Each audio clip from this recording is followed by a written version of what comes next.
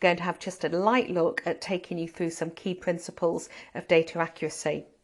And the reason we're only going to take a light look is because it's a massive field of exploration, study and work in.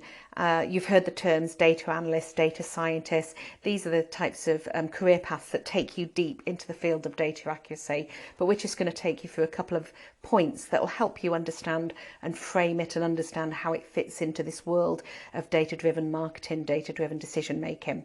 So the first area we're going to look at is the date of birth field. It's really important that we get the date of birth field right. Why is it so important? We've got a number of use cases, a number of ways in which we use the date of birth field. For example, if you're trying to sell a sponsorship to a beer company, they only really want to know who's over 18. They only want to engage with your fans who are over 18, as you can imagine. So of course we need to know who's over 18 in our database, and we need to be able to talk to those people exclusively for our sponsor without talking to anybody we know is 17 or 16 or 15. And that's not just limited to the beer companies. Most companies that you try and approach for sponsorship will have a specific target customer group that they want to speak to, and age is often used there. Another use case is when you think about sports participation. If one of your objectives identified in the business objectives exercise is to increase participation amongst, I don't know, kids aged 18 to 22, then you need to know who in my database is aged 18 to 22. I need to focus on them and I need to get them to participate.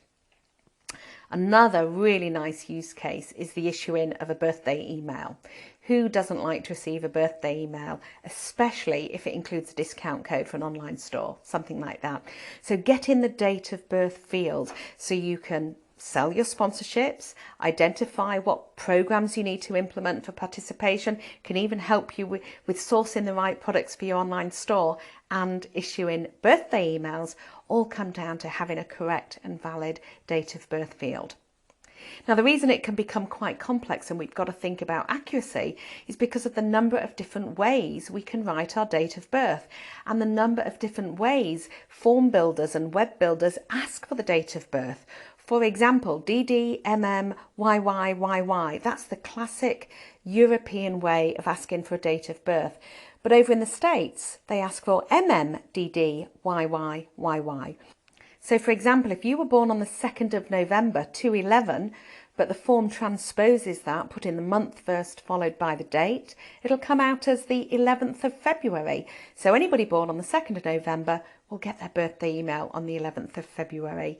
Another example is when you let your fans and your customers free type.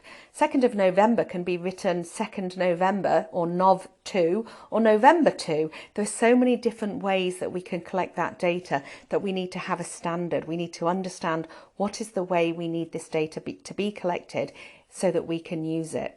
So that's a great example to consider, ensuring that the date of birth field is always accurate for your particular use case. Another very important data point is gender. We need to know gender. Again, it supports our sponsorship discussions. It helps us with a business objective if we're particularly trying to target a specific gender. And again, there are multiple ways we can ask for it. We ask male, female, man, woman, boy, girl, etc. But unless we're being consistent with male, female, MF, then our data won't come together nicely when we merge those data sets in our single customer view. It'll fall over. There's also lots of different ways to ask for it, but whatever format you use, whether it's a radio button, a drop down, a slide bar, make sure you're being consistent, male, female, M or F. Just while we're on the subject of gender, we're often asked, should we be asking for more than male or female? Should we be offering other options in our forms? My response to that is always the same. That's not the type of question you address just to make sure you get your form right. It's a much bigger strategic question that needs to be taken and discussed at a much higher organisational level.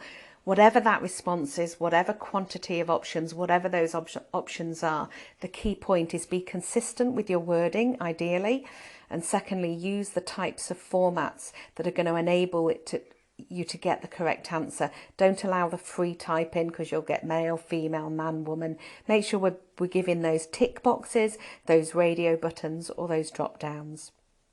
The last data point we're going to look at comes within the address data that we talked about in demographics, and that's the country of residence. So of course the country of residence is important to international rights owners or rights owners that have an international fan base. But as we talk through this example, if you are a domestic, a national rights owner, but you have fans around the country, you can think about the same use case, but instead of talking country of residence, you could be talking perhaps about county, region or province, or even city. The point is, when you're asking for something like country of residence, we need it accurate. If we allow people to self-type, then certainly for somebody who's based in the UK, they could type UK, Great Britain, United Kingdom, England, Scotland. They could type a lot of different options. So when we use a drop down that gives them the list of all the countries in the world, or if we're using some sort of autocomplete that allows them to start typing and then it will finish it off for them, then it ensures we keep that data accurate. It ensures it comes in the right format.